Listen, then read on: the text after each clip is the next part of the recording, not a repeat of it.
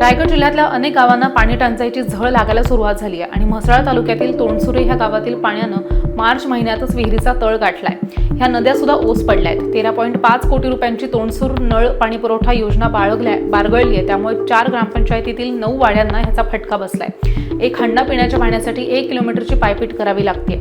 त्यामुळे तोंडसूर ग्रामपंचायत हद्दीतील 13 वाड्यातील 1000 पेक्षाही जास्त महिला आणि पुरुषांनी 3 किलोमीटर चालत पाणीपुरवठा कार्यालयांवरती शासनाविरोधात घोषणा देत हंडा मोर्चा काढलाय।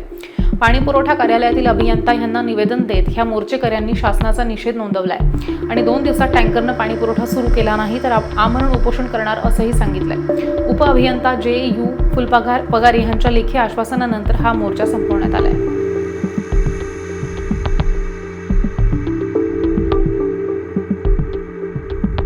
आहे की 4 वर्ष सातत्याने आम्ही जर या पाण्यासाठी वॉटर सप्लायमध्ये सतत खेपा मारत असताना सुद्धा त्यांना आमची स्त्रियांची कधीच दयामाया आली नाही आणि आम्हाला पाण्यासाठी वणवण फिरायला लागतं। शेवटी आमच्याकडे एकच पर्याय असा उरला की इथं मोर्चा घेऊन येणे।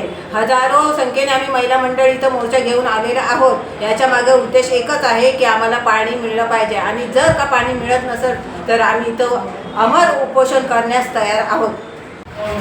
तोंडसुरे प्रादेशिक योजना ही जवळजवळ 25 ते 30 वर्षापूर्वी जुनी असल्या कारणाने पाईपलाईनमध्ये सातत्याने लिकेज होते, सातत्याने फुटत असल्यामुळे 2 दिवसात आम्ही पाणी पुरवठा सुरळीत सुरू करून देतो आहे। तसेच मेन 2 किलोमीटर लाईन बदलण्याचाही प्रयत्न आहे, तेही शासनाला आम्ही वरिष्ठांकडे कळवलेलं आहे। त्याचाही निधी उपलब्ध झाल्यानंतर तेही 2 किलोमीटरचं काम मार्चपर्यंत करण्याचे आमचे नियोजन आहे।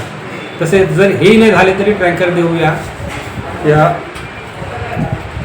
याच्यात आपण असं आश्वासन ग्रामस्थान मंडळीनं दिलेलं आहे।